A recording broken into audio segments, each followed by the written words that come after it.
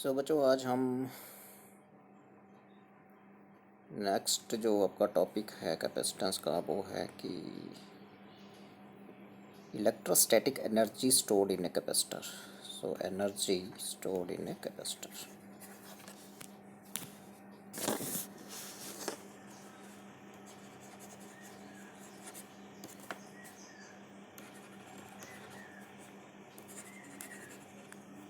Capacitor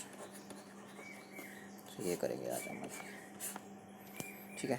सो capacitor को charge कैसे करना है, पहले तो आपको ये सीखना है। कैपेसिटर को चार्ज करने के लिए मान लो ये कैपेसिटर है, देखो है ना। अब इसको आपको चार्ज करना है तो आपको इसको बैटरी से कनेक्ट करना पड़ेगा। देखो बैटरी है, ये इसका पॉजिटिव पोल है, ये इसका नेगेटिव पोल है। ठीक है, ये कैपेसिटर की पॉजिटिव प्लेट है, ये नेगेटिव प्लेट है, आपको पता ही है। ठीक है, और एक आपको पता है अर्थ करना पड़ता है, अर्थिंग से वो पॉजिटिव चार्ज जो है बहुत से न्यूट्रलाइज हो जाता है। ठीक है। सो मान लो कि ये जो बैटरी है ये इसको चार्ज दे रही है इंस्टॉलमेंट्स में, डी क्यू।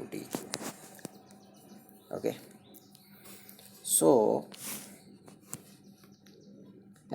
जैसे मान लो किसी टाइम पे चार्ज जो कैपेसिटर की प्लेट पे है इधर प्लस क्यू है, सॉरी दिस इज ये प्लस क्यू। ये बड़ी बेसिकली एनर्जी सिंपली कैपेसिटर को चार्ज होना है तो कहाँ से होगा, बैटरी से होगा। This is battery. ठीक है। सो क्वेश्चन ये है कि बैटरी वर्क करेगी कैपेसिटर को चार्ज करने में। That work will be stored in the capacitor in the form of energy. उसको बोलते हैं इलेक्ट्रोस्टैटिक एनर्जी। ठीक है, स्टोर्ड इन ए कैपेसिटर। ठीक है। सो इसका जो फार्मूला है बेसिकली जैसे आपका काइनेटिक एनर्जी का फार्मूला होता है उसके बिल्कुल एनालॉगस है, उसकी तरह है। जैसे हाफ एम बी स्क्वायर रहता है तो यहाँ होता है हाफ सी बी स्क्वायर, और ये पोटेंशियल एनर्जी होती है तो इसलिए ये फार्मूला हमने ड्राइव करना है ये। ठीक है जी। सो अब हम करेंगे नेक्स्ट कि डेफिनेशन हो गई कि work done by battery, this is battery, work done by battery to charge a capacitor is stored in it in the form of energy called electrostatic potential energy. और ये फार्मूला आता है, C capacitance है, V potential difference है between plates of the capacitor. ये plates हैं उसकी, ये पॉजिटिव ये नेगेटिव प्लेट। ठीक है। सो क्वेश्चन अब ये उठता है कि फार्मूला ड्राइव करने के लिए बैटरी जो है इसको चार्ज देगी। देखो बैटरी के पॉजिटिव पोल से ये जो आपका चार्ज है ये कैपेसिटर को मिलेगा। ठीक है, इंस्टॉलमेंट्स में चार्ज देगा, मान लो डी क्यू इंस्टॉलमेंट्स हैं। ठीक है, मान लो किसी टाइम पे कैपेसिटर की प्लेट पे चार्ज आ चुका है क्यू, इंस्टेंटेनियस चार्ज किसी टाइम पे। ठीक है, उसके बाद फिर बैटरी को यदि नदरस इंस्टॉलमेंट देनी है डी क्यू, किसी टाइम पे यदि क्यू चार्ज इसके ऊपर ऑलरेडी है तो डी क्यू अनदर इंस्टॉलमेंट इसको देनी है, तो फिर डी क्यू पॉजिटिव है और ये भी पॉजिटिव है तो पॉजिटिव पॉजिटिव में रिपल्शन होगा। यदि रिपल्शन होगा तो बैटरी को वर्क करना पड़ेगा। That work done will be stored in the form of energy. मैंने बताया वो होगी आपकी इलेक्ट्रोस्टैटिक पोटेंशियल एनर्जी। ठीक है, अब इसका हम फार्मूला ड्राइव करेंगे। तो फार्मूला ड्राइव करने के लिए हमें ये देखना है कि किसी टाइम पे मैंने बताया चार्ज कितना आ चुका है क्यू, पोटेंशियल डिफरेंस प्लेट्स के बीच कितना है V. So this is instantaneous charge, instantaneous charge.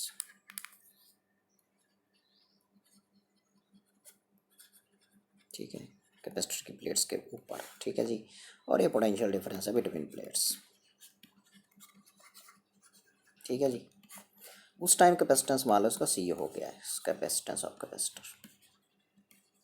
ठीक है जी, क्या रिलेशन है तीनों में, Q equal to C V, और यहाँ से हम वी निकाल देंगे, वी इक्वल टू क्यू बॉन सी। ये इक्वेशन नंबर 1 बोल देंगे इसको। ठीक है।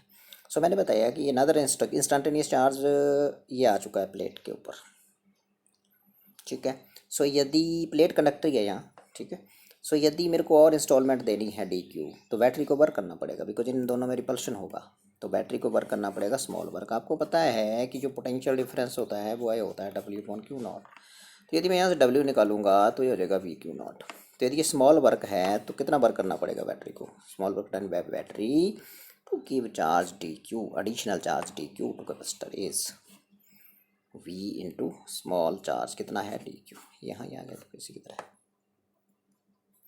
ठीक है जी। सो टोटल मान लो इसको हमने कैपेसिटर ये है, इसको प्लेट को हमने कैपिटल चार्ज देना है, शुरू में इसके ऊपर कोई चार्ज नहीं था, जीरो था। So total work done by battery to give it charge capital Q. So integrate कर देंगे इसको हम, ठीक है, तो लिमिट हो जाएगी इंटीग्रेशन के। शुरू में ये न्यूट्रल था, कोई चार्ज नहीं था, जीरो, मैक्सिमम देना चाह रहे हैं क्यू, तो ये बन गया V D Q. Put the value of V and you will get the answer. तो W is equal to 0 to Q, V की वैल्यू मैंने बताई ऊपर से, Q upon C, so Q upon C D Q, ये आ गई। तो ये आ गया यहाँ से W is equal to 1 upon C बाहर आ गया, और ये 0 to capital Q, Q D Q.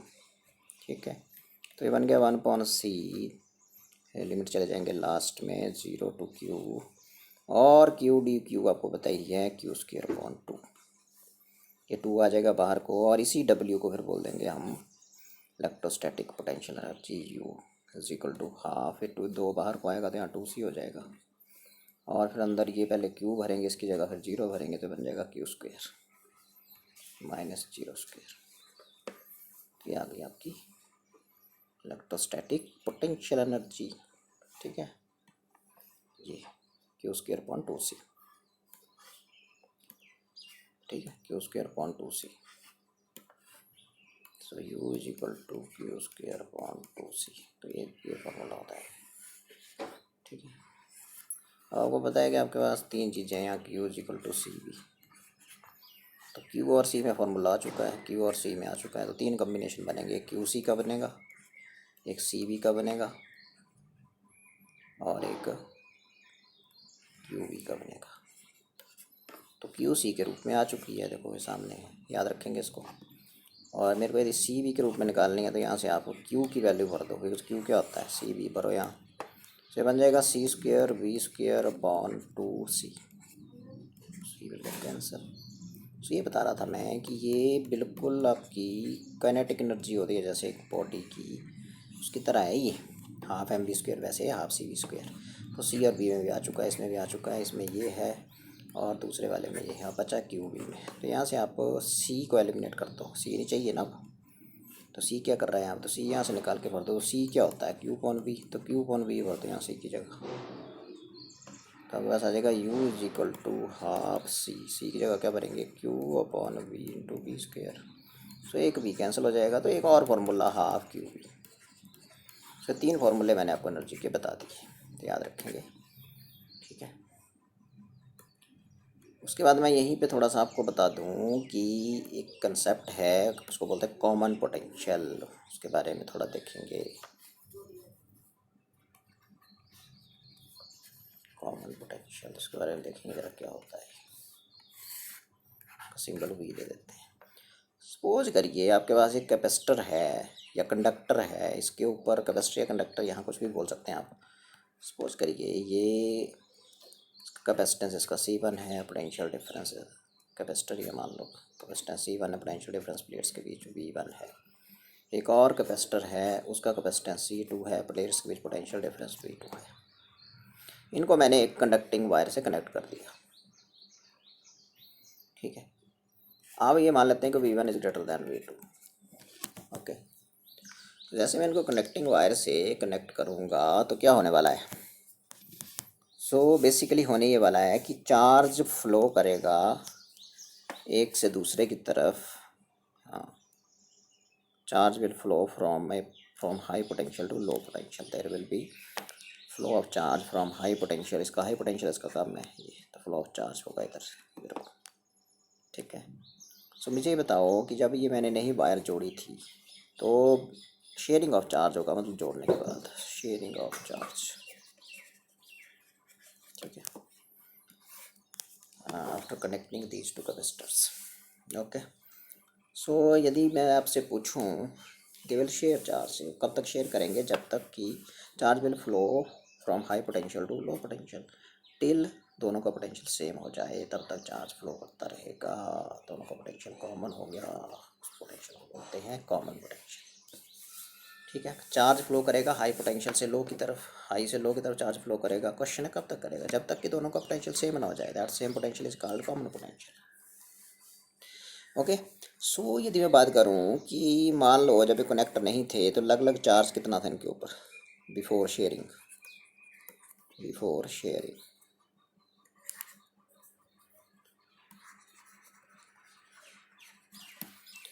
Total charge था क्यू इज इक्वल टू, पहले के ऊपर हो जाएगा क्यू क्या होता है सी वन वी वन, दूसरे के ऊपर क्या हो जाएगा C2 V2। आफ्टर शेयरिंग क्या होगा, जब मैंने कनेक्ट कर दिया वायर से तो शेयरिंग के बाद फिर दोनों का पोटेंशियल कॉमन हो गया, दोनों का पोटेंशियल सेम हो गया, तो चार्ज कितना होगा, चार्ज हो जाएगा C1, पोटेंशियल V1 नहीं, यहाँ V है, यहाँ पहले कितना था V1 था, अब यहाँ C2, तो यहाँ से V कॉमन आ जाएगा C1 plus C2,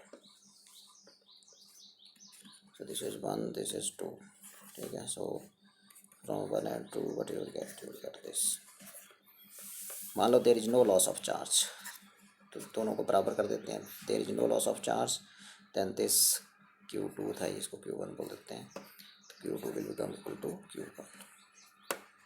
okay, so यहाँ से वैल्यू भरेंगे आप 1 और 2 से, Q1 और Q2 की वैल्यू यहाँ पुट करिए,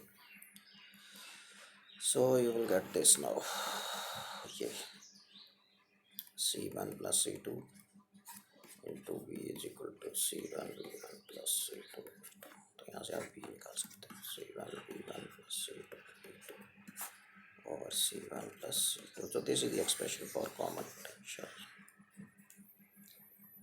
ठीक है। सो ये आपका कॉमन पोटेंशियल का एक्सप्रेशन आ गया, ठीक है। और क्वेश्चन है कि इस प्रोसेस के दौरान शुरू में जो एनर्जी स्टोर थी बिफोर शेयरिंग वो कितनी थी। सो बिफोर शेयरिंग जो एनर्जी स्टोर थी कैपेसिटर में वो थी E is equal to E1 बोल देते हैं, पहले की हाफ C1 V1 स्क्वायर, यही था ना शुरू में पहले के ऊपर, और दूसरे के कितनी थी C2 V2 स्क्वायर, और आफ्टर शेयरिंग कितनी होगी बताओ जरा। आफ्टर शेयरिंग तो वो कॉमन पोटेंशियल पे आ गए हैं, तो V की जगह V1 V2 की जगह क्या आ जाएगा V, तो आ जाएगा E2 is equal to half C1 V square plus half C2 V square, ठीक है। सो क्वेश्चन इस प्रोसेस में लॉस ऑफ एनर्जी कितना हुआ, शुरू वाली एनर्जी ज़्यादा है, तो लॉस ऑफ एनर्जी हुआ इस प्रोसेस में शेयरिंग के दौरान, तो ई लॉस ऑफ एनर्जी को डेल्टा ई बोल देते हैं, that is E1 minus E2। So put the value of E1 here, also put the value of E2 here, then solve it, you will get formula, वो मैं आपको भी दिखा देता हूँ यहाँ पे, ये देखिए फॉर्मूला। सो ये जो मैं अभी बता रहा था आपको, ये बता रहा था मैं आपको, देखो ये तो मैंने बता दिया आपको, एक्सप्रेशन जो ड्राइव किया हमने, ये एक्सप्रेशन फॉर पोटेंशियल एनर्जी, सो ये मैंने आपको बता दिया सारा अभी, और फार्मूला आपके पास हाफ सी इसके, और 3 फार्मूले इसमें आए। सो ये आपका आ गया, देखो पहला ये पहला, यहाँ आप यू लिख दें, यू नहीं लिखा है, और ऐसे कर लें U is equal to Q square upon 2c, ऐसे लिख लें इसको, क्यू स्क्वेयर अपॉन 2c लिखा तो है, ठीक है। और ये देखो ये 3 फार्मूले मैंने बता दिए, ठीक है, हाफ है ये 1/2, ठीक है। उसके बाद जो मैं बता रहा था आपको वो ये था कि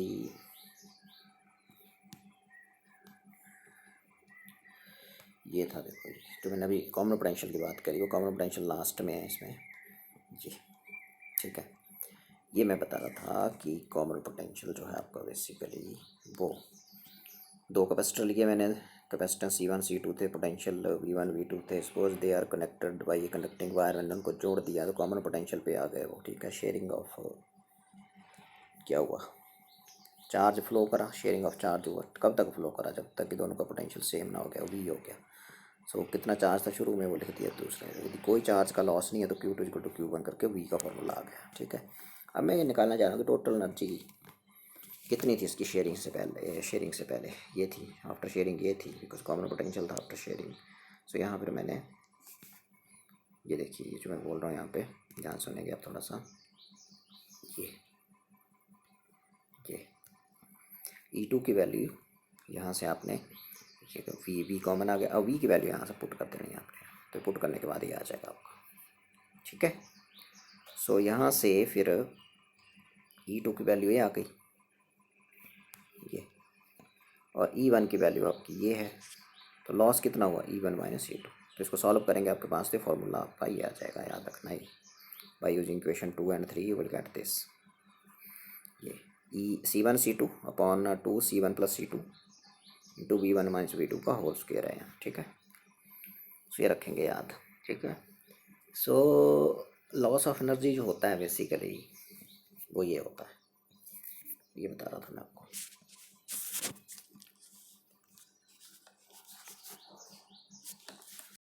ठीक है। सो यदि हम आगे बढ़ें तो यहाँ से हम निकलेंगे और अपने उसमें चलते हैं।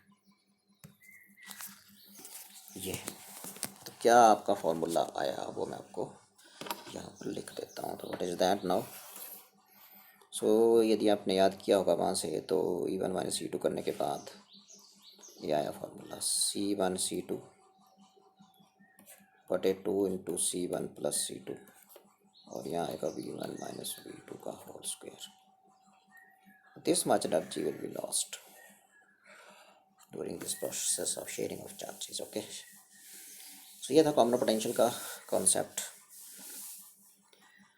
और थोड़ा हम आगे चलेंगे और बात करेंगे कि जो हमने आपको एक चीज़ बताई थी कि जो आपकी कैपेसिटर में पैरेलल प्लेट्स हैं, ऐसे पॉजिटिव प्लेट होती है, दूसरी नेगेटिव होती है, और अर्थ करके पॉजिटिव चार्ज न्यूट्रलाइज हो जाता है इस प्लेट पे, और ये अंदर का हम बाहर दिखा देते हैं प्ले चार्ज। डिस्टेंस प्लेट्स के बीच कितना था, D था। एरिया हर प्लेट का क्या था भाई, A था। तो क्वेश्चन ये उठता है अब कि इसका कैपेसिटेंस कितना था, इस कैपेसिटर का, सबको पता है ये था। एक टर्म आती है यहाँ एनर्जी डेंसिटी, थोड़ा सा एक दो स्टेप आगे चलेंगे और एनर्जी डेंसिटी की बात करेंगे। इट इज़ बेसिकली कैपेसिटेंस आपने यहाँ से निकाला था, और ये कितनी एनर्जी स्टोर करता है कैपेसिटर, वो हमने आज निकाली, half CV²। So energy density basically होती है कितनी एनर्जी स्टोर करी बटा वॉल्यूम। सो एनर्जी डेंसिटी का सिंबल UD बोल देते हैं। सो बेसिकली इट इज़ U/वॉल्यूम। ठीक है, अब U और वॉल्यूम की वैल्यू भर दो यहाँ। वॉल्यूम क्या हो जाएगा इस कैपेसिटर का, एरिया कितना है प्लेट्स का, ए डिस्टेंस कितना है प्लेट्स के बीच में, A और D को मल्टीप्लाई करेंगे तो वॉल्यूम आ जाएगा। तो ये बन गया आपका U की वैल्यू यहाँ भरेंगे हाफ CV², ये आ गया। और नीचे वॉल्यूम है, तो वॉल्यूम क्या हो जाएगा, अभी बताया मैंने, एरिया प्लेट का मल्टीप्लाइड बाई डिस्टेंस उनके बीच, ये आ गया। अब C की वैल्यू यहाँ भर दो आप, यहाँ से इस C की वैल्यू को यहाँ पुट करिए। सो आपकी एनर्जी डेंसिटी आ जाएगी, देखते हैं कितनी आएगी। ये बन गया आपका C की वैल्यू भरनी ε0A/2 था, यहाँ D आ गया। इस कुछ नहीं किया मैंने, C की वैल्यू भरी है ये वाली। ठीक है, तो आगे जो बचा उसको लिखते जाओ V²/AD। ठीक है, अब ये जो V है ये पोटेंशियल डिफरेंस है प्लेट्स के बीच, और मैंने बताया आपको कि इस रीजन में जो इलेक्ट्रिक फील्ड होती है सारी प्लेट्स के बीच वो यूनिफॉर्म होती है, उसकी वैल्यू होती है सिग्मा। तो मैं बता रहा था कि यहाँ पे जो वैल्यू होती है किसकी, इलेक्ट्रिक फील्ड की,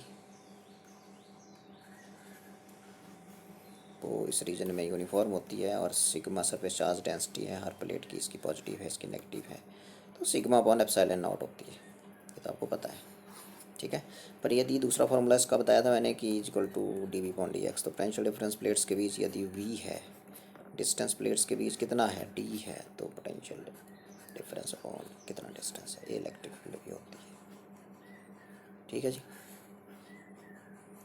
सो E =V/D, तो E =V/D, ये इलेक्ट्रिक फील्ड होगी, इलेक्ट्रिक फील्ड इंटेंसिटी होगी प्लेट्स के बीच। ठीक है, सो यहाँ से V निकाल दो, V =ED। इस V की वैल्यू को यहाँ भर दो, यहाँ, तो बोलो क्या आएगा, दिस इज ε0, तो बनेगा आपके पास ε0A, V की वैल्यू भरो यहाँ से E²/D², स्क्वायर है ना, और नीचे जो बचा वो बचा 2AD², D² will get cancel. ठीक है, area will also get cancel. तो आपके पास जो फॉर्मूला आ गया UD का, दैट इज एनर्जी डेंसिटी का, अब वो आ गया ½ ε0E²। याद रखेंगे, this is energy density. Energy density simply energy per unit volume, energy stored per unit volume between the space, जो स्पेस है कैपेसिटर की प्लेट्स के बीच, between the space of the capacitor plates. Okay, so energy per unit volume, simple. ठीक है, formula आ गया ये, और इसका यूनिट यदि बोलेंगे तो एनर्जी बटा वॉल्यूम है ये, एनर्जी का जूल होता है और वॉल्यूम का क्या होता है, क्यूबिक मीटर। तो जूल पर क्यूबिक मीटर इसका यूनिट होकर जाएगा, डायमेंशन फॉर्मूला आप कैलकुलेट कर सकते हैं। सो ये एनर्जी डेंसिटी का था। तो अब हम आपको आगे ले चलते हैं और इसका मैं थोड़ा सा वहाँ से नोट्स में दिखा देता हूँ कि कहाँ है ये एनर्जी डेंसिटी। ये देखो, ये ठीक है, ये है एनर्जी डेंसिटी का जो आर्टिकल है आपका, ये मैंने किया है यहाँ पे। सो ये देखो, ये मैंने बता दिया आपको कि एनर्जी जो होती है बेसिकली वो हाफ सी वी स्क्वायर होती है। सी की वैल्यू भर दी यहाँ, और वी की वैल्यू मैंने आपको बताई ई डी। और फिर मैंने बताया कि एनर्जी, ये तो यू को सॉल्व करे जा रहा हूँ मैं, उसके बाद मैंने बताया एनर्जी डेंसिटी होती है एनर्जी बटे volume, volume A into D होता है। तो यू अपॉन ए डी करिए, you will get your answer, so it will be the answer. Okay, और इसका यूनिट मैंने बताया joule per cubic metre, so you can do it. ठीक है, सो आगे चलते हैं और बात करते हैं कि नेक्स्ट क्या करने जा रहे हैं, ये क्वेश्चन है अब। सो नेक्स्ट हम करने जा रहे हैं very important question. That question carries 4 marks in board exam and very important. 1-2 साल से नहीं आ रहा है शायद, इस बार ये आएगा एक सीरीज में, मेरे को लग रहा है इंपॉर्टेंट क्वेश्चन है। सो उसको देखते हैं अब और बात करते हैं इसकी। सो बच्चों नेक्स्ट है कि ड्राइव एक्सप्रेशन फॉर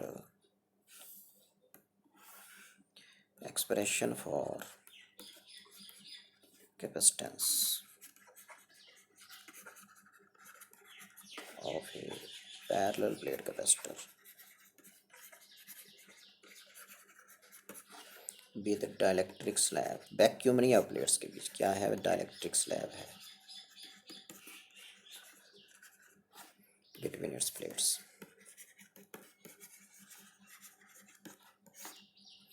ठीक है,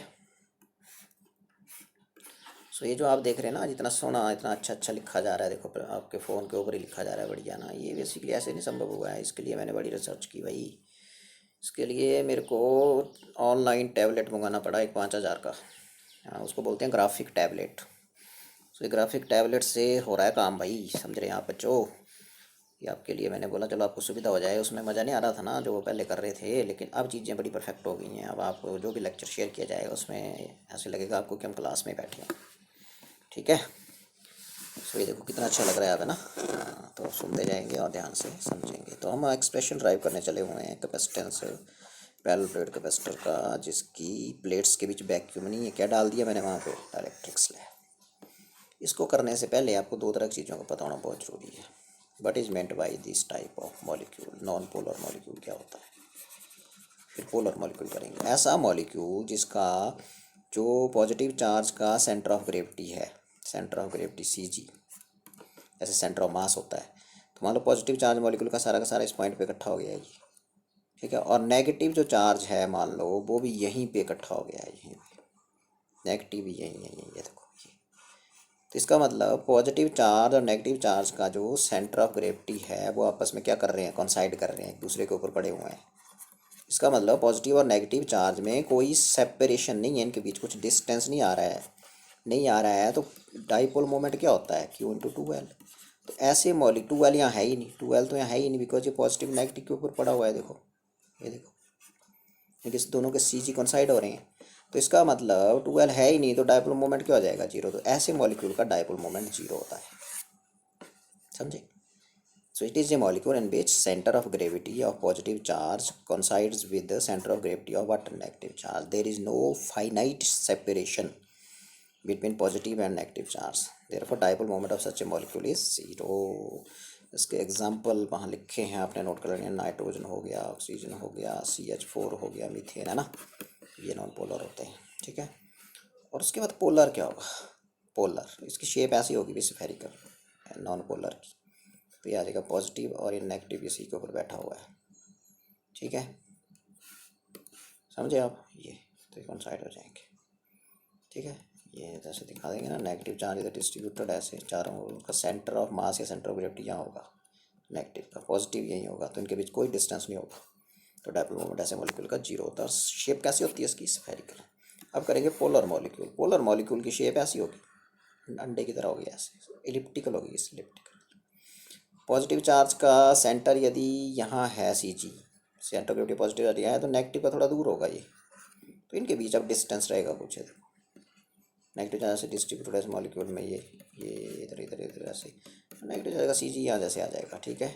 पॉजिटिव चार्ज का यहाँ, तो इनके बीच में कुछ डिस्टेंस दिख रहा है आपको, ये डिस्टेंस है तो फिर डाइपोल मोमेंट है। तो ऐसे मॉलिक्यूल्स जिसमें centre of gravity positive charge का centre of gravity of negative charge से कोइंसाइड नहीं करता है, डज नॉट कोइंसाइड, और उनके बीच कुछ डिस्टेंस रहता है, डिस्टेंस है, तो फिर आपको पता है उसका डाइपोल मोमेंट होगा। तो this molecule is called polar molecule.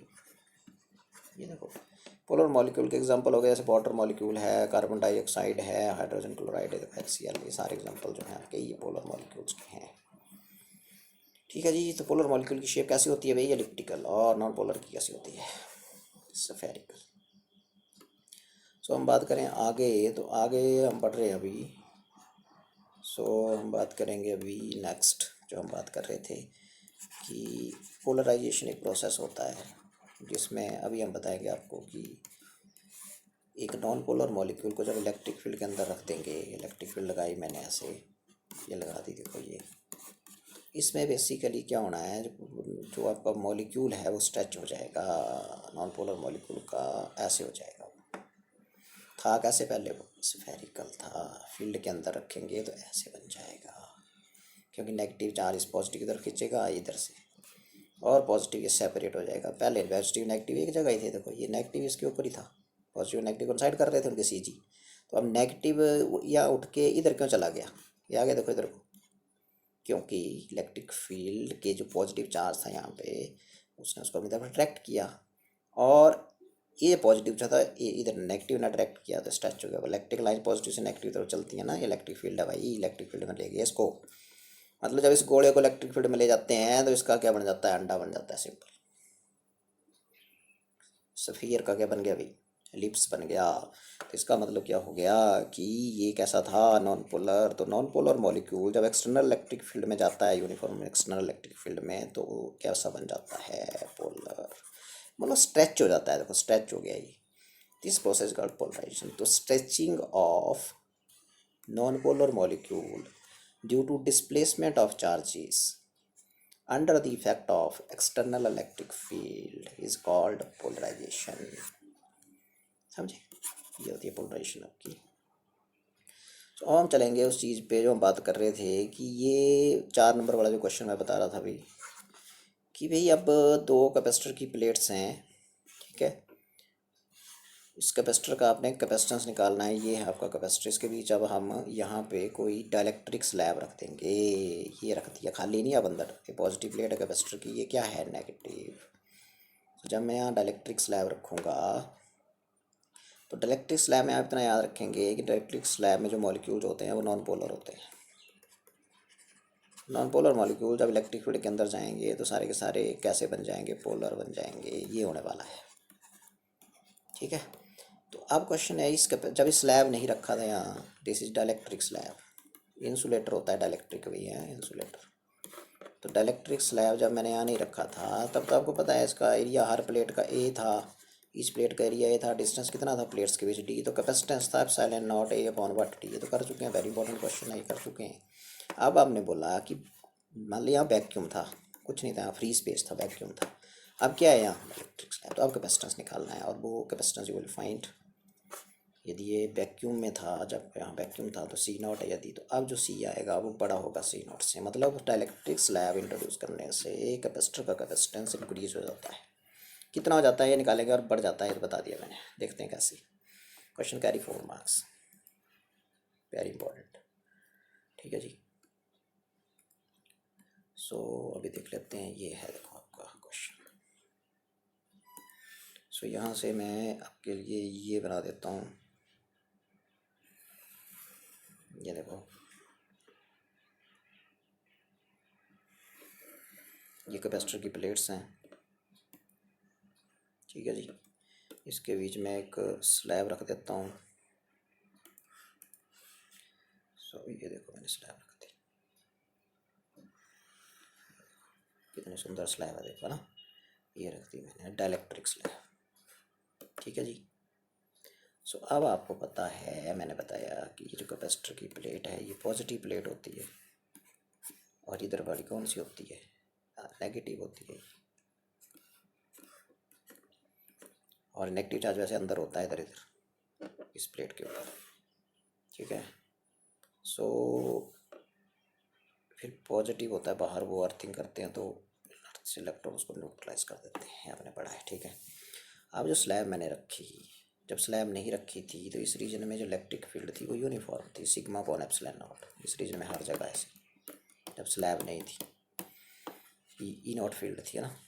So slab रखने से क्या होगा, इस पी क्यू इसके फेसिस के नाम बोल देते हैं, इधर पी है मान लो, इधर क्यू है। ठीक है। सो बेसिकली अब होना क्या है, रखना स्लैब का जो थिकनेस है यहाँ से लेके यहाँ तक ये टी है मान लो, और प्लेट्स के बीच का जो डिस्टेंस है वो डी है। तो खाली जगह कितनी बची, खाली जगह ही बची ना, देखो जहाँ कर्सर चल रहा है ये देखो, ये खाली जगह ही बची, तो खाली जगह बची डी माइनस टी, याद रखेंगे। फ्री स्पेस कितना बचा है, फ्री स्पेस में जो दूरी है डिस्टेंस है वो डी माइनस टी बची। ठीक है जी। सो अब सुनेंगे ध्यान से, बेसिकली होना क्या, जैसे स्लैब को यहाँ रखते हैं तो मैंने बताया स्लैब में नॉन पोलर मॉलिक्यूल होते हैं, नॉन पोलर मॉलिक्यूल की शेप कैसी होती है, स्फेरिकल। तो जैसे non polar molecule electric field में आया तो कैसा बन जाता है, पोलर, तो वो ऐसे बन जाएगा। देखो ये बना देता हूँ मैं आपके लिए यहाँ पे समझाने के लिए। ये तो लगे इनके बनने लिप्स से, देखो वैसे ही थोड़े दूर, वैसे के साथ साथ में होंगे सभी ये, लेकिन चलो मैंने दूर बना दिए ऐसे ऐसे। ये देखो, तो बेसिकली हो क्या रहा है, ये जो आपका नॉन पोलर मॉलिक्यूल थे स्फेरिकल शेप के, वो स्ट्रेच हो रहे हैं फील्ड में रखने के बाद, वो क्या हो रहे हैं, स्ट्रेच हो रहे हैं। देखो ठीक है। अब आप देखो स्ट्रेच होंगे तो मैंने बताया था कि ये इसको ले लेते हैं, चलिए ये देखिए स्ट्रेच होंगे तो क्या होगा, बेसिक इसको ले लो,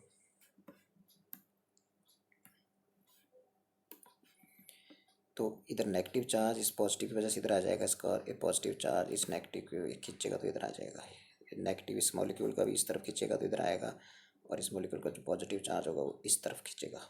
ठीक है। वैसे इसका अब देखो क्या सिचुएशन है, वैसे इधर होने वाला है ये, सेम सेम बिल्कुल, समझ आई ना बात। ये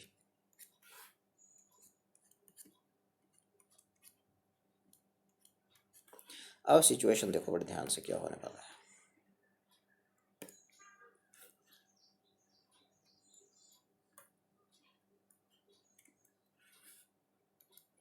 ये देखो ये जो नेगेटिव, ये जो पॉजिटिव नेगेटिव हैं ये एक दूसरे को न्यूट्रलाइज कर देंगे, ख़त्म। ये वाले जो अंदर की तरफ है they will neutralise each other, positive जितना उतना ही नेगेटिव, +5 -5 0। सो इधर क्या रह गया, देखो इस ये देखो इधर इधर इधर इधर, ये नेगेटिव बेचारा बोल रहा है कि मैं रह गया इधर, और ये पॉजिटिव बोल रहा है मैं रह गया इधर है। देखो देखा आपने।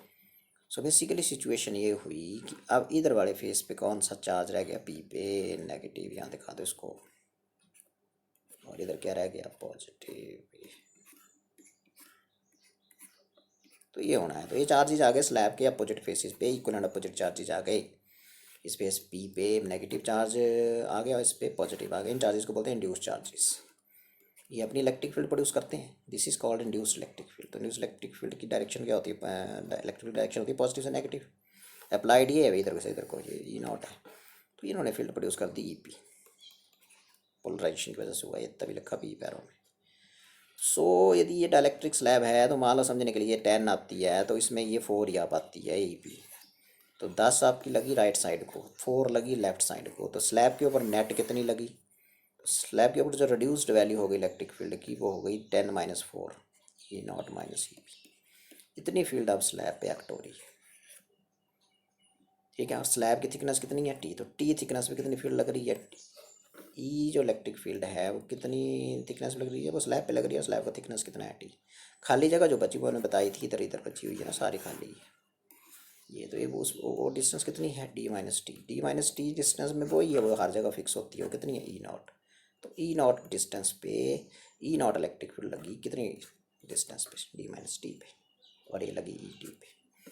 तो electric field into distance simple क्या होता है, electric field into distance simple क्या होता है, पोटेंशियल डिफरेंस। तो ये V1 आ जाएगा, ये V2 आ जाएगा। तो कैपेसिटर की प्लेट्स के बीच जो पोटेंशियल डिफरेंस आएगा अब वो आ जाएगा V = V1 + V2 V1 की वैल्यू ET भरेंगे और V2 की value E0 into D minus T भरेंगे। सो ये आ गया देखो आपका ये तो potential difference between players of capacitor V1 plus V2। मैंने बताया V1 क्या आ जाएगा ET और V2 क्या आ जाएगा, हाँ, फ्री स्पेस वाली field multiplied by free space वाली दूरी डिस्टेंस D माइनस टी। ठीक है।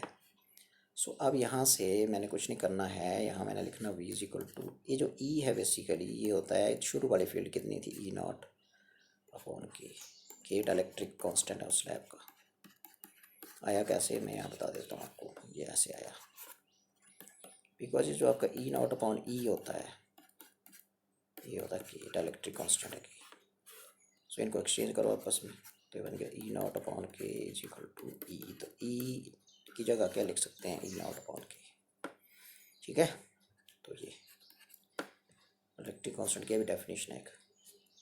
ये फ्री स्पेस में कितनी फील्ड थी वैक्यूम में E0 अपॉन जो स्लैब रखने के बाद उसके ऊपर फील्ड आई कितनी रह गई थी, वो 6 ही आई थी ना, वो 10 माइनस 4 6 थी वो आई। E0 10 थी, 10 अपॉन 6 ये आ जाएगा आपका बेसिकली बोलने का मतलब ये। ठीक है। सो आपने ये चीज़ लिख दी, उसके बाद फिर हम करेंगे कि जी यहाँ से पोटेंशियल डिफरेंस आ गया। सो मैंने जब जब जब जब बताया कि जब सी पता करना है तब तब हमें वी पता होना चाहिए। वी आ चुका है, इक्वेशन नंबर 1 बोल दो, चलो इसको 3 बोल देते हैं। ठीक है। 1 2 पता क्या है, 1 2 वो है कि जब स्लैब नहीं डाली थी तो कैपेसिटेंस कितना था सेल नॉट ए अपॉन डी, मैंने बताया था शुरू में, इसको 1 बोल देना। और इलेक्ट्रिक फील्ड कितनी थी प्लेट्स के बीच, सिग्मा अपॉन एप्सिलॉन नॉट, ये 2 है तो ये 3 है। ठीक है। ये सो क्वेश्चन अब ये उठता है कि इस कैपेसिटर का कैपेसिटेंस मान लेते हैं सी जो स्लैब के साथ है। ठीक है। सो फिर Q is equal to C B, तो सी यहाँ से निकाल दो क्यू अपॉन पी और वी की वैल्यू ऊपर से भर दो using 3 here you will get this answer.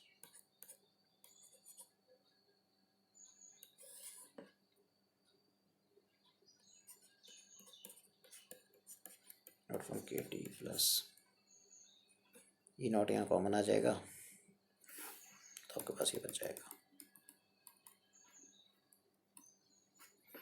E not यदि मैं यहाँ कॉमन ले लूँ तो आपके पास बचेगा T upon K plus T minus T.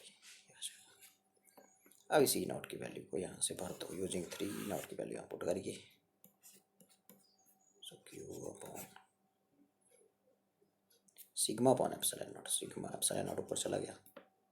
ठीक है। और ये T upon K plus D minus T आ गया। सिग्मा की वैल्यू भर दीजिए अगले स्टेप में। सिग्मा क्या होता है क्यू अपॉन ए ऊपर चला जाएगा ये। ठीक है। क्यू से क्यू कैंसिल, ये बना आपका फॉर्मूला। क्या बचा देखो, C is equal to epsilon naught A divided by epsilon naught A divided by T upon K plus T minus T. ये होता है कैपेसिटेंस जब स्लैब डाली थी। शुरू में जब स्लैब नहीं डाली थी तो ये था, तो इसको 4 बोल देते हैं। From 1 and 4 it is clear that ये इससे बड़ा आएगा, सीधा आएगा क्योंकि के हमेशा ग्रेटर देन 1 होता है, इसलिए होगा ऐसा। तो कैपेसिटेंस बढ़ गया मतलब स्लैब डालने से, ये सीखा आपने यहाँ से, समझ गए। तो ये था आपका आर्टिकल और this article is very important है ना। और यदि मान लो इसका स्पेशल केस, यदि स्लैब हमने पूरी की पूरी ही इंट्रोड्यूस कर दी वहाँ पे, यदि हमने स्लैब जो है वो पूरी की पूरी इंट्रोड्यूस कर दिया, ऐसे आपकी प्लेट्स थी पूरी ढक दी यहाँ से ऐसे स्लैब से, ये कोई खाली जगह नहीं छोड़ी बीच में, स्लैब ही डाल दी पूरी। तो इसका मतलब ये डिस्टेंस प्लेट्स के बीच डी था तो डी किसके बराबर हो गया, टी के, या टी डी के बराबर हो गया। तो कैपेसिटेंस कितना हो जाएगा, क्या था अभी फॉर्मूला, एप्सिलॉन नॉट ए बटे क्या था बोलो, T upon K plus T minus T. तो यहाँ डी की जगह टी लिख दो। ठीक है। टी की जगह डी लिख दो, तो यहाँ मैं डी लिखूँगा तो डी माइनस डी 0 हो गया। यहाँ डी लिखो तो ये के ऊपर चला जाएगा तो ये बन जाएगा कैपेसिटेंस एप्सिलॉन नॉट के ए अपॉन टी। तो ये हो जाएगा फिर कैपेसिटेंस। और के हमेशा ग्रेटर देन 1 होता है किसी भी डाइलेक्ट्रिक, किसी भी मीडियम इलेक्ट्रिक कांस्टेंट हमेशा 1 से बड़ा होता है। सो सी जो है वो इंक्रीज हो जाता है जब आप स्लैब डालेंगे कैपेसिटर की प्लेट्स के बीच, कैपेसिटर का कैपेसिटेंस बढ़ जाता है। इसमें एक थोड़ा सा और चीज़ नोट करेंगे कि यदि मान लो कंडक्टिंग स्लैब होती, डाइलेक्ट्रिक स्लैब की जगह ये मान लो कंडक्टिंग स्लैब होती, तो कंडक्टिंग स्लैब में तो आपको पता ही है कि इसमें फिर क्या होगा, इसमें इसमें जो जितनी फील्ड इधर को आई मान लो बीच में कंडक्टिंग स्लैब है, ठीक है, ये ई नॉट, तो मैंने बताया था, ये तो शुरू में पढ़ा हमने, उसमें भी अंदर इंड्यूस चार्जेस की वजह से भी कितनी आती है, तो यदि ये 10 है तो ये भी 10 ही आ जाती है, तो नेट फील्ड ऑन स्लैब क्या हो गई, E is equal to E naught minus P करेंगे, E naught minus E P, ये दोनों ही 10 10 है, बराबर हैं, तो रिड्यूस्ड वैल्यू कितनी आ जाएगी, 0, तो ई की जगह आपने 0 लिखना है वहाँ पे, जो हम कर रहे थे ना, potential difference equal to E T, ये स्लैब का थिकनेस वही है टी, प्लस क्या कर रहे थे आगे, E naught into D minus T, ये, तो ये चीज़ 0 हो जाएगी वहाँ पे, और छोटा हो गया आर्टिकल, यही बचेगी फिर, यदि यही बचेगी तो फिर क्यू इजिकल टू सी भी, तो C is equal to Q upon V, V की वैल्यू फिर यहाँ ऊपर बात हो आपसे बन गया C is equal to Q upon V की वैल्यू बोलो, E naught D minus T, और ई नॉट की वैल्यू बोलो sigma upon epsilon naught, epsilon naught मैंने ऊपर लिख दिया, डी माइनस टी, सिग्मा की वैल्यू बोलो Q upon A, epsilon naught Q upon A मैंने ऊपर लिख दिया, क्यू से क्यू कट जाएगा, और इंटू बचा डी माइनस टी, तो बेसिकली ये बचा formula C is equal to epsilon naught, कितना बचा बोलो, क्यू क्यू कैंसिल हो गया, A upon D minus T, तो ये कंडक्टिंग स्लैब का केस है ना, हमारे पेपर में मेरे ख्याल सिलेबस में है नहीं है, लेकिन यदि आपसे पूछा जाए तो कंडक्टिंग स्लैब में सिर्फ डाइलेक्ट्रिक स्लैब का, जिस बच्चे ने आर्टिकल कर लिया वो कंडक्टिंग स्लैब के लिए एकदम से बोल देगा कि reduced value of electric field जो होगी वो कितनी होगी, 0, तो ई की जगह 0 भर देंगे यहाँ, तो यही बचेगा अगला फैक्टर, बस फिर आगे आंसर आपका क्वेश्चंस, तो कंडक्टिंग स्लैब का भी आपको मैंने बता दिया, ठीक है, ये नोट्स में नहीं है, इसको देख लें जरा ध्यान से, पूछूंगा मैं कि क्या बताया था, नोट्स में नहीं है चीज़ लिखी हुई, ओके, ठीक है जी। सो यदि हम आगे चलें तो हम आपको थोड़ा सा नोट्स के दर्शन करा देते हैं, तो नोट्स के दर्शन के लिए चलना पड़ेगा इधर, ये देखो नोट्स आ गए, ठीक है, ये देखो आ गए, सो ये है आपकी कंडक्टिंग डाइलेक्ट्रिक स्लैब, ये मैंने बता दिया आपको भी, पोलर मॉलिक्यूल क्या होते हैं, पोलराइजेशन बता दी मैंने, स्ट्रेच हो जाता है मॉलिक्यूल, यहाँ नेगेटिव लिखते हैं, नेगेटिव लिखा है इस बच्चे ने ऐसे, ठीक है, नेगेटिव सर्कल में लिखते हैं, और फिर हमने बोला कि कैपेसिटर हमें parallel capacitor with dielectric slab यदि हम निकालेंगे तो reduced value of electric field कितनी आएगी, ये आ जाएगी, ठीक है, and due to polarisation opposite faces मैंने पी क्यू बोले थे, they will acquire equal opposite charge, इनको बोलते हैं induce charges, these charges will produce electric field E P, reduced लिखा है, reduced value of electric field आपकी हो जाएगी स्लैब पे, ये देखो डायग्राम बना दी, ठीक है, और फिर मैंने बोला पोटेंशियल डिफरेंस निकाल दो, ये निकाल दिया, देखो पोटेंशियल डिफरेंस निकाल दिया, ये देखो ये, और फिर कैपेसिटेंस जो है स्लैब का वो मान लिया सी, कैपेसिटेंस कैपेसिटर का विद स्लैब मान लिया सी, तो सी की वैल्यू आपकी आ गई, और C is greater than C naught, capacitance बढ़ गया, ठीक है, सो ये था आपका। उसके बाद मैं थोड़ा सा आपको यहाँ से जो बेंडीग्राफ जनरेटर है उसके बारे में बताता हूँ। बेंडीग्राफ जनरेटर बेसिकली बेंडीग्राफ ने 1929 में इसको डिस्कवर किया, ठीक है, so this machine was discovered by Van de Graaff in 1929। Question इसका काम क्या है, it is a device which is use to produce high potential difference of the order of 5 × 10⁻6 volt, volt है, न्यूटन मत लिखना इसको, वोल्ट है, ठीक है। सो इसके वही हैं कि प्रिंसिपल की मैंने बताया था, पैने सिरे जो होते हैं कंडक्टर के वहाँ सिग्मा ज़्यादा होता है, बताया था मैंने, क्योंकि सिग्मा होता है क्यू अपॉन ए, तो जहाँ पैने सिरे मान लो ऐसे कंडक्टर है कोई, बिल्कुल पैना सा है, आगे से चार्ज है इसके ऊपर, ठीक है, तो यहाँ पैने सिरे का एरिया क्या होता है, कम होता है, पिन की तरह पतला है, आगे से एरिया कम हो गया तो सिग्मा क्या हो गया, बढ़ गया, तो पैने सिरों पे सिग्मा ज़्यादा होता है, ये लिखा पहला पॉइंट, ठीक है, ये ठीक है, ये और इलेक्ट्रिक फील्ड साइड कनेक्टर 0 होते हैं, आपको पता है। अब इसकी कंस्ट्रक्शन में आपको बताता हूँ इसमें क्या क्या होता है। देखो इसमें एक स्फेरिकल शैल ये दिख रही है, देखो ये ये एक स्टैंड, इंसुलेटेड स्टैंड के ऊपर सपोर्ट की होती है, ठीक है। और यहाँ दो कॉम्स होती हैं, कंडक्टर्स जो होते हैं C1 C2, इसको बोलते हैं स्प्रे कॉम, इसको बोलते हैं कलेक्टिंग कॉम, ठीक है। ये हाई टेंशन बैटरी को जोड़ी होती है, जहाँ से पोटेंशियल डिफरेंस कितना मिल रहा है पॉजिटिव पोल से जोड़ी होती है उसके 10⁴ V, ठीक है। सो पुलीज होती हैं दो, P1 P2 पुलीज। ये बेल्ट है, ये बेल्ट के ऊपर पुलिस जो है, बेल्ट पुलिस के ऊपर रन करती है, ठीक है जी। ये ऐसे ऐसे घूमती है बेल्ट। तो मोटर से घूमेगी, मोटर यहाँ दिखाई नहीं गई है, ठीक है। सो यही है इसमें, ठीक है। तो एक स्फेरिकल शेल जो है वो यहाँ माउंट करी होती है, ये बताया मैंने आपको। ये इंसुलेटर स्टैंड्स के ऊपर दो कॉम्स हैं, this is called spray com, this is called collecting com. ये कंडक्टर्स हैं और ये पेने हैं, मैंने बोला पेने यहाँ क्यों लेते हैं, पिन पॉइंटेड है देखो ऐसे, क्योंकि पेनों पे सिग्मा ज़्यादा होता है, ठीक है। तो अब ये हाई टेंशन बैटरी से जोड़ी होती है और कॉम्ब C2 जो है वो कनेक्ट करी होती है ऊपर की तरफ को, ये देखो ये स्फेरिकल शेल से अंदर की तरफ ऐसे, ठीक है। सो इसमें वर्किंग क्या है, ध्यान से सुनेंगे। जैसे ही आप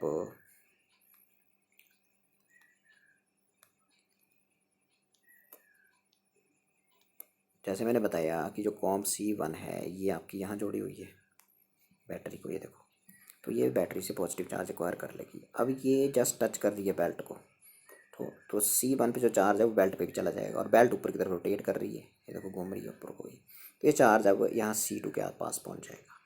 तो जैसे ये C2 के पास पहुँचेगा तो क्या होने वाला है, इंडक्शन, इंडक्शन होने वाला है। जैसे बेल्ट है, मान लो यहाँ पॉजिटिव चार्ज है इसके ऊपर, ये पॉजिटिव है और ये कॉम्ब है आपकी ऐसे, ठीक है। तो मैं इंडक्शन होगा, यहाँ कौन सा चार्ज आएगा, नेगेटिव, और इसके दूर वाले फेस पे कौन सा आएगा, पॉजिटिव, ये होगा बेसिकली। तो ये इंड्यूस चार्जेज आ गए, नेगेटिव ने पॉजिटिव को पकड़ा है, ये आपका बाउंड चार्ज है, बाउंड है ये। क्यों बाउंड है, बिकॉज पॉजिटिव नेगेटिव में अट्रैक्शन है, और ये फ्री है बिकॉज इस पॉजिटिव पॉजिटिव में क्या रिपल्शन है। यदि ये फ्री है तो यहाँ नहीं रह पाएगा, ऊपर आपका कंडक्टर स्फेरिकल शेल रखी हुई है, तो ये आराम से कंडक्टर के अंदर फ्री चार्ज तो रह नहीं सकता, तो इसका मतलब एकदम से फ्लो कर जाएगा कंडक्टर पे, पॉजिटिव पॉजिटिव में आता जाएगा, ये देखो, ठीक है। ये तो पॉजिटिव है, ये पॉजिटिव बेसिकली यहाँ आया था, यहाँ तो एकदम से ये फ्लो कर गया ऊपर को शेल के ऊपर। तो शेल के ऊपर चार्ज पड़ रहा है, Q directly proportional to V, Q बढ़ेगा तो पोटेंशियल डिफरेंस भी बढ़ेगा, ठीक है। और फिर यहाँ एक नेगेटिव चार्ज की, ये तो पॉजिटिव चला गया बाहर को, ये देखो ये सेल के बिल्कुल सरफेस पे चला गया शेल के, ठीक है। अभी नेगेटिव चार्ज की एक बिंड सी बन गई यहाँ, ठीक है। और ये जो चार्ज नीचे से तो चार्ज कंटिन्यूसली आ रहा है, बेल्ट रोटेट कर रही है, यहाँ से चार्ज आ रहा है देखो, ठीक है। कॉम बिल्कुल टच कर रही है जस्ट बेल्ट को, तो ऊपर जा रहा है, इंडक्शन हो रहा है, यहाँ पे पॉजिटिव यहाँ फ्लो कर रहा है, लेकिन आगे के बेल्ट के ऊपर चार्ज नहीं है। क्यों, बिकॉज यहाँ ये जो नेगेटिव चार्ज है इसकी एक विंड सी यहाँ क्रिएट हो गई, वो जो पॉजिटिव चार्ज नीचे से कंटिन्यूसली आ रहा है उसको ये कैंसिल करती रहेगी, देयरफॉर जो पोर्शन बेल्ट का इधर बढ़ा है ये फ्री ऑफ चार्ज होगा, इधर कोई चार्ज नहीं होगा। फिर बेल्ट फिर नीचे आएगी आपकी ऐसे, ठीक है, और फिर कलेक्ट करेगी चार्ज C1 से, फिर यहाँ इंडक्शन होगा, नेगेटिव अंदर वाले फेस पे आएगा, पॉजिटिव बाहर आ जाएगा, इधर फ्री चार्ज आपका स्फेरिकल शेल के ऊपर फ्लो कर जाएगा और बढ़ता जाएगा, और पोटेंशियल इसका बढ़ता जाएगा, और मैक्सिमम पोटेंशियल जिसमें मिलता है वो 5 × 10⁶ होता है। और सारा का सारा ऑपरेटर्स एक स्टील चैम्बर के अंदर अरेंज किया होता है, और उसमें नाइट्रोजन गैस को फिलअप किया होता है ताकि लीकेज ना हो चार्ज का। देखो whole operators is arranged in a steel chamber with nitrogen filled with nitrogen gas under high pressure to avoid leakage of charge, okay, to avoid leakage of charge है लिखा, लीकेज, ठीक है जी। सो ये था आपका, तो ये बता दिया मैंने आपको, अपने यहाँ से लिख लेना। सो बेसिकली इसका यूज़ क्या है, तो इसके एक दो यूज़ याद रखेंगे कि it is used in experimental physics. Basically it is used to accelerate positively charge particles, जैसे ड्यूट्रॉन हेल्प पार्टिकल है, to carry out nuclear disintegrations. दूसरा है these accelerated charge particles are used in experimental physics to break atom, okay. मैंने बोला इसका experimental use है, IIT Kanpur में मिलेगा अभी आपको ये Van de Graaff generator, okay, वहाँ पे इंस्टॉल्ड है। और इन मेडिसिन इसका यूज है कि जो हाई एक्सेलरेटेड बीम मिल गया पॉजिटिवली चार्ज पार्टिकल्स का, they are used in treatment of cancer, ये भी इसका यूज़ है, ठीक है। तो ये आपने यहाँ से नोट कर लेना है। ये इसका डायग्राम है, बढ़िया सा बनाएं, ओके, डायग्राम बनाए, यहाँ कोई दिक्कत नहीं है। सो उसके बाद हम चलें तो थोड़ा सा आपको और बताते हैं। कुछ न्यूमेरिकल्स हैं और फिर ये लास्ट में एक अच्छा न्यूमेरिकल है ये वाला, इसको भी देख लेते हैं। ठीक है। सो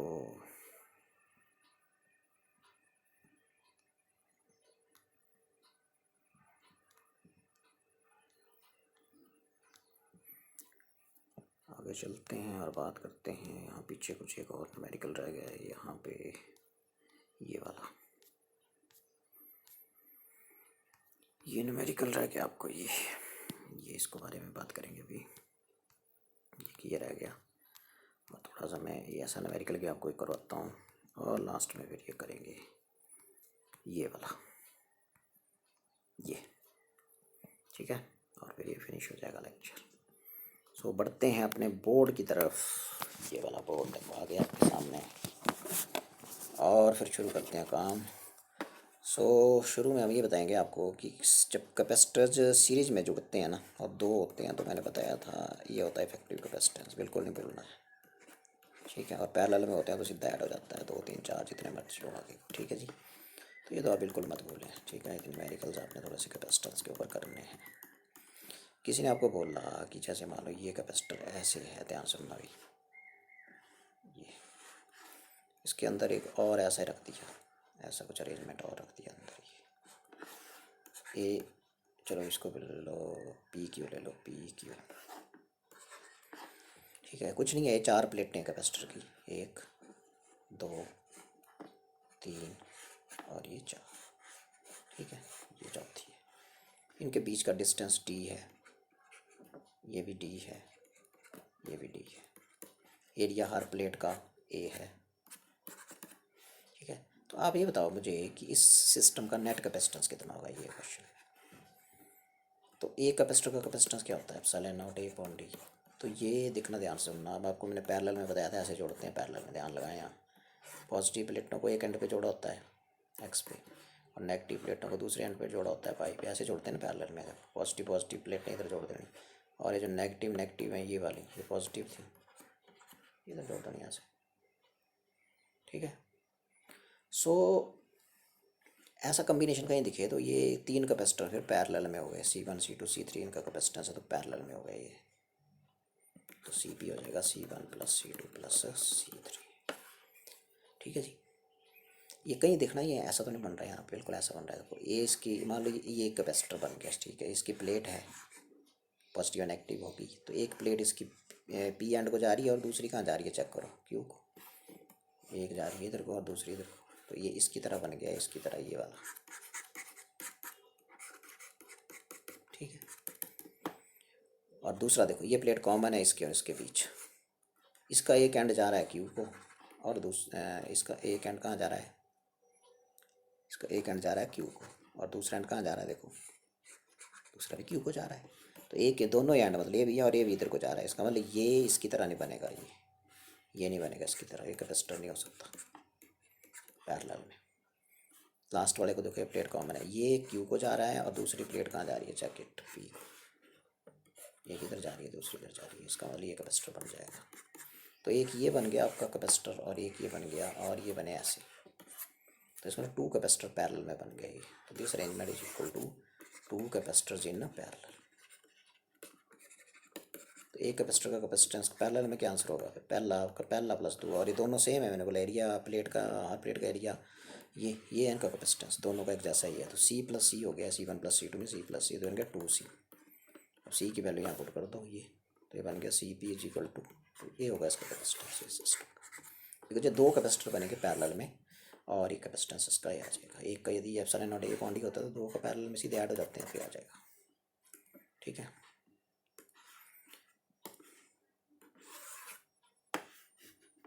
और यदि हम बात करें, यदि ये सिस्टम ऐसे पूछ रहे हैं आपसे, तो कितने बनेंगे बताओ जरा।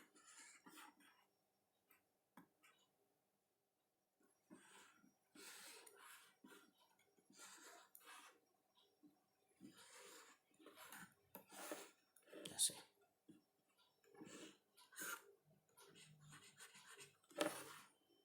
आप कितने बनेंगे, 4 प्लेटें हैं, 1 2 3 4। अब देखो एक प्लेट यहाँ जुड़ी है पी को और दूसरा एंड इसका क्यू को जुड़ा हुआ, तो ये कैपेसिटर बन गया। ये इसका कैपेसिटेंस सी है, वैल्यू आपको पता है, और ये प्लेट कॉमन है, ये क्यू को जुड़ी हुई है देखो, और ये कहाँ जुड़ी हुई है पी को, तो ये भी बन गया। पिछले केस में नहीं बना था क्योंकि दोनों इधर जुड़ी हुई थी, ये फ़र्क है। और इसमें भी एक एंड है इसको पी को और दूसरा एंड आपका कहाँ जा रहा है, इसका दूसरी प्लेट कहाँ कनेक्टेड है क्यू को, तो ये भी बन गया कैपेसिटर। तो ये बन गया आपके 3 कैपेसिटर बन गए इन पैरेलल।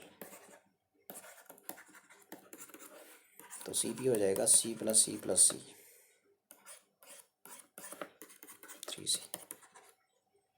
तो 3C की वैल्यू कर दो। So this combination is equal to 3 capacitor in parallel. Copy पे किया है, वहाँ से कर लेंगे, ठीक है। और बड़ा इंपॉर्टेंट क्वेश्चन जो मैं आपके सामने पेश कर रहा हूँ, बड़े ध्यान से सुने। चलो उससे पहले ये कर लेते हैं कि जैसे सिंपल से डायग्राम है, मान लो ये है कैपेसिटर और दूसरा आपने ऐसे जोड़ दिया, ऐसे जोड़ दिया मान लो कैपेसिटर, और फिर ऐसे जोड़ा हुआ है।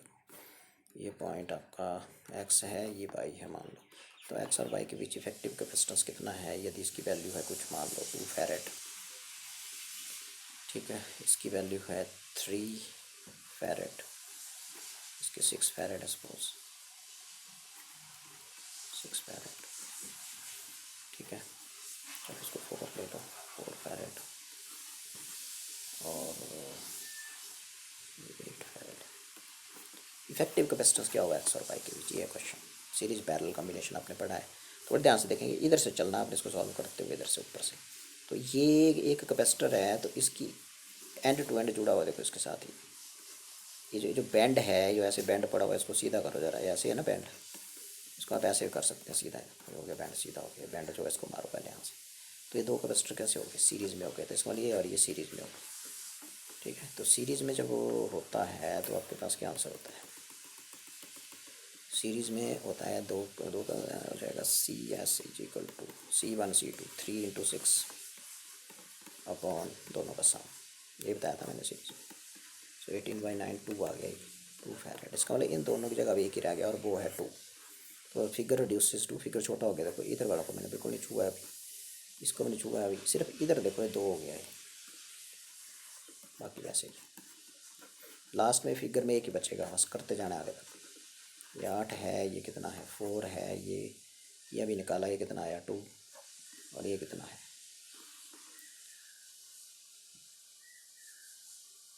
इसको वैल्यू ले लेते हैं यहाँ पे कुछ।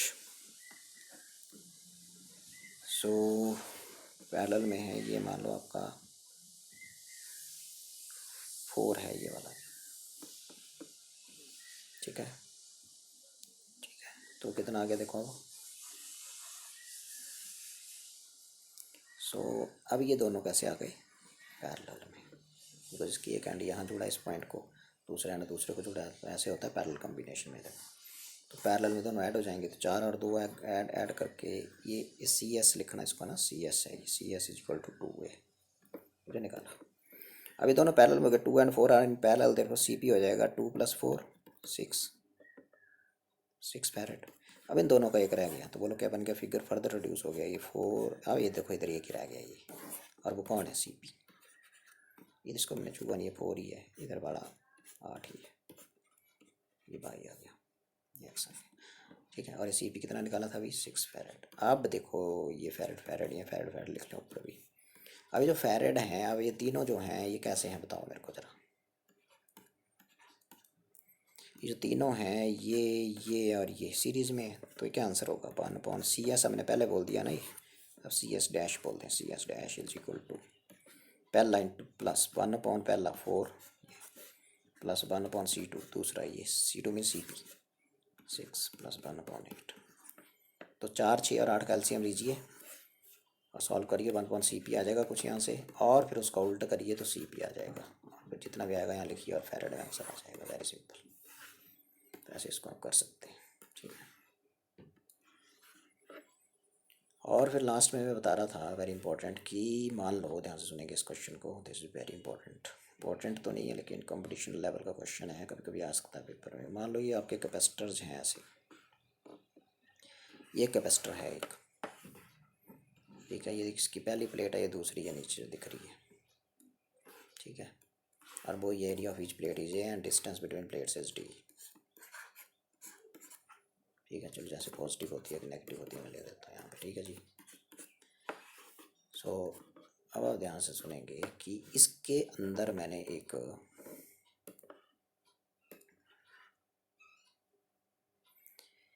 ऐसे मैंने मीडियम डाला इसके अंदर, मीडियम कोई स्लैब डाल दी, डाइलेक्ट्रिक स्लैब जैसे हम डाल रहे थे, ये डाल दी डाइलेक्ट्रिक स्लैब इधर।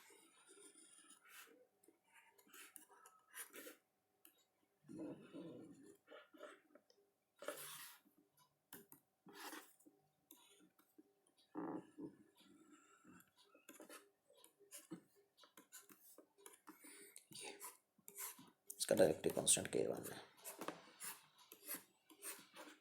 और ये फिर मैंने दूसरी तरह की स्लैब डाल ली कोई और। ठीक है, ये डाल दो, ऐसे लिख देते हैं इसको, ये इसका डायरेक्टिव कांस्टेंट K2 है। अब ध्यान से सुनिए हुआ क्या है यहाँ पे। सो अब यहाँ देखो ना, ये प्लेट्स हैं, ये कैपेसिटर की पॉजिटिव प्लेट है, ये नेगेटिव प्लेट। उन प्लेट्स को कुछ नहीं हुआ, उनका एरिया ए है वो यही रहा, डिस्टेंस उन प्लेट्स के बीच डी थी। लेकिन अब ये क्या हुआ, यहाँ से कट लग गया, बिकॉज यहाँ मीडियम कुछ और है, यहाँ मीडियम कुछ और है। तो ये वाली बिल्कुल सेंटर पे इंट्रोड्यूस की है लाइन, तो इसका मतलब ये वाली डिस्टेंस यहाँ D/2 हो गई, और ये D/2 हो गई, नीचे वाली टोटल D/2 है। ठीक है, सो देखो ये अब एक कैपेसिटर नहीं रहा अभी, अब ये दो कैपेसिटर बन गए। ठीक है, देखो ना, डायलेक्ट्रिक मीडियम का डायलेक्ट्रिक कांस्टेंट अलग अलग गया, तो दो कैपेसिटर बन गए। अब क्वेश्चन है कि दो कैपेसिटर बने तो सीरीज में बने कि पैरेलल में बने, ये क्वेश्चन। यदि अकेला कैपेसिटर ही होता है, कुछ नहीं डाला होता, वैक्यूम होता था, आपको पता है क्या होता है फॉर्मूला, एप्सिलॉन नॉट A/D होता है। ये पूरा का पूरा डायलेक्ट्रिक स्लैब से ढका, अकेली स्लैब ही है तो KA/D होता है, आपको फॉर्मूला पता है। ठीक है, लेकिन अभी दो बन गए, तो क्वेश्चन है अब ये देखो, ये पॉजिटिव प्लेट, ये देखो एंड टू एंड जुड़ रहे हैं भाई, ये एक ख़त्म हुआ है, पहला कैपेसिटर हो गया, और यहाँ से दूसरा जोड़ दिया इसके साथ, ये प्लेट, ये बीच वाली चीज़ जो है ये कॉमन आ गई। तो इसका मतलब इसका कैपेसिटेंस C1 हो गया, इसका C2 हो गया, अब दोनों एंड टू एंड है तो सीरीज में हो गए। So this arrangement is equal to this arrangement is equivalent to this arrangement is equivalent to what, two capacitors in series. So series में क्या आंसर होता है बोलो जोर से, C1 C2 और C1 प्लस C2। C1 की वैल्यू करो यहाँ से, सो ये हो जाएगी आपके पास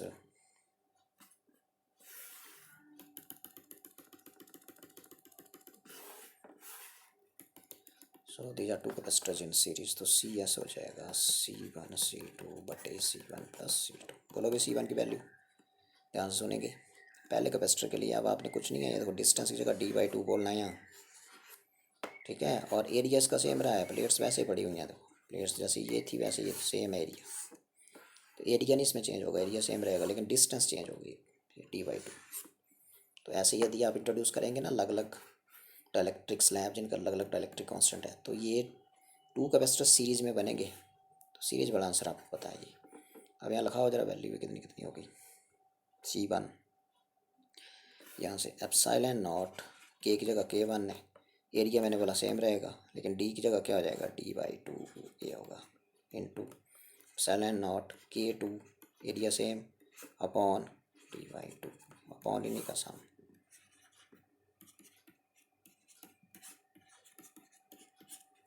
सामने आ गया।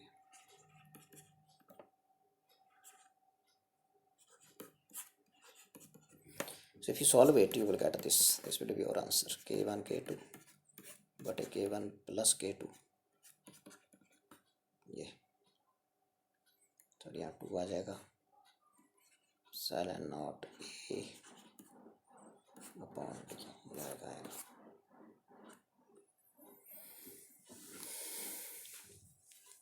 ठीक है, सो ये होने वाला है भाई, तो ये था क्वेश्चन।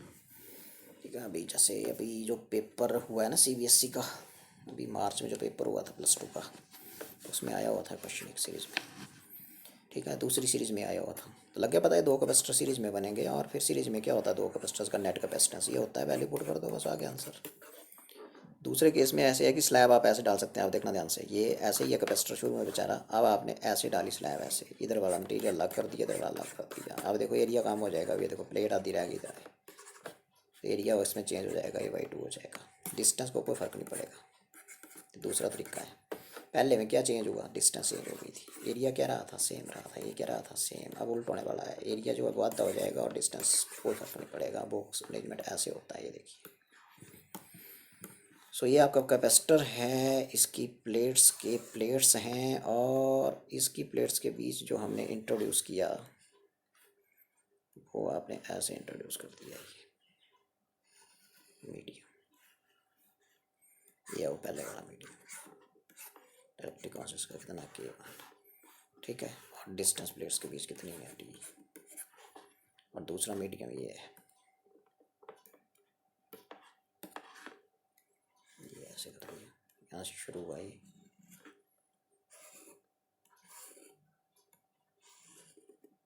ठीक है। अब यहाँ जो इसका डायरेक्टली कांस्टेंट है वो K2 है, ठीक है। अब क्वेश्चन है एरिया आधा आधा हो गया, देखो यहाँ से यहाँ तक एक कैपेसिटर बन गया, ये आगे ये बन गया ये, ठीक है, यहाँ ख़त्म हो रहा है ये। सो यहाँ देखो एरिया स्प्लिट इसका आएगा, डिस्टेंस सेम रहा, समझे। So this arrangement is equal to, what, let's check now.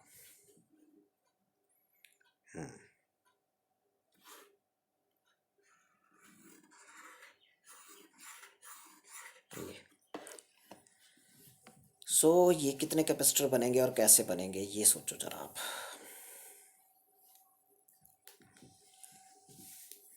ठीक है, so this arrangement is equivalent to 2 capacitors parallel, पहले कैसे थे, सीरीज में, ठीक है। क्योंकि ये देखो इसकी पॉजिटिव प्लेट है, ये भी पॉजिटिव, तो पॉजिटिव पॉजिटिव एक एंड को दिए हुए हैं, और ये नेगेटिव है, नेगेटिव तो नेगेटिव नेगेटिव यहाँ दिए हुए हैं, तो ऐसे अरेंजमेंट को क्या बोलते हैं बोलो, पॉजिटिव पॉजिटिव एक जगह दिए हों, नेगेटिव नेगेटिव एक जगह दिए हों, तो आई थिंक ये दोनों कैसे हैं, पैरेलल में, दैट्स वाई, ठीक है। सो 2 कैपेसिटर ये कैसे बनेंगे बच्चों, बनेंगे पैरेलल में, तो पैरेलल में मैंने आंसर बता दिया है आपको क्या होता है बोलो, तो बड़ा सिंपल है, CP इज इक्वल टू पहले का कैपेसिटेंस प्लस दूसरे का, और आपको पता ही है वो जो मैंने ऊपर लिखा हुआ था वो क्या था, एप्सिलॉन नॉट A/D, ये तो होता ही है। यहाँ एरिया का ध्यान रखें, यहाँ एरिया जो है ना ये बस ये चेंज हुआ है, यहाँ A/2 हो गया है, पिछले में डिस्टेंस चेंज हुई थी, आधी आधी हो गई थी, यहाँ डिस्टेंस सेम है, देखो ये सेम है, ठीक है। सो इसको कोई फर्क नहीं पड़ा है कि पैसे ही है, तो बोलो क्या लिखूँ, C1 एप्सिलॉन नॉट, और इधर डायरेक्ट स्लैब बीच में पूरी तरह ढक लेती, तो यहाँ एप्सिलॉन नॉट K आ जाता है, हाँ, तो बोलो एप्सिलॉन नॉट K1, इसकी बात हो रही है, हाँ, ए की जगह तो A/2 लिखना पड़ेगा, तो D लो लिख दिया, K की जगह K1 ने लिख दिया, plus epsilon not K2 A/2, इसकी बात हो रही है, एरिया इसका भी A/2 है, लेकिन डिस्टेंस क्या है इसके लिए भी डिस्टेंस यहाँ से यहाँ तक D है, डिस्टेंस तो D ही है, ये चेंज हो रही है। तो देखो अब क्या कॉमन आ गया, एप्सिलॉन नॉट A/D तो कॉमन है ना, 2 आगे नीचे K1 not A, epsilon not A/2D common है, अंदर बचा K1 प्लस K2, ये आ जाएगा आंसर इसका। तो ये था इसका, ये 2 कैपेसिटर इन पैरेलल बनेंगे, और इसमें जो इस सिस्टम का नेट कैपेसिटेंस आएगा, ये 2 कैपेसिटर पैरेलल बनेंगे तो ये आएगा नेट कैपेसिटेंस। उम्मीद करता हूँ आपको समझ आया होगा, ठीक है। सो थोड़ा सा मैं इसका आपको PDF दिखा देता हूँ,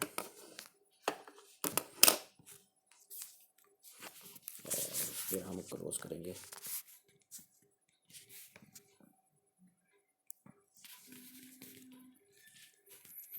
ये आ गया, देखो ये समझाया मैंने आपको भी, ठीक है। तो ये समझाया मैंने आपको भी, ये 2 कैपेसिटर बनेंगे सीरीज़ में, ये मैंने कर दिया देखो, और ये बन जाएंगे आपके 2 कैपेसिटर इन पैरेलल, ये वाले, ठीक है। तो इन क्वेश्चन को हमने बड़ी अच्छी ढंग से कॉपी पे कर लेना है, ठीक है।